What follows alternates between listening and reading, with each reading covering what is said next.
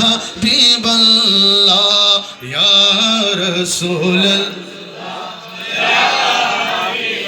আমার মতের নিদান কালে আসিবেন নবীজি আমার শিয়রে দেখিব আপনাকে আপন নয়নে ইয়া রাসূল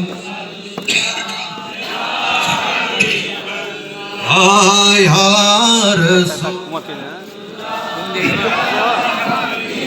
গোসল করিয়া কাফন পড়াইয়া রাখিবে যখন কবরে শোয়া ঠিক না।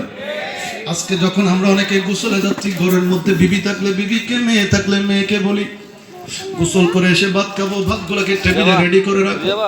এমন এক গোসল আমার আপনার জন্য তৈরি হয়ে আছে, যেই গোসলের পরে কোনোদিন কেউ ভাতের জন্য ডাকবে না ঠিক কি। গোসল করাইয়া কাফন পড়াইয়া রাখি যখন কবরে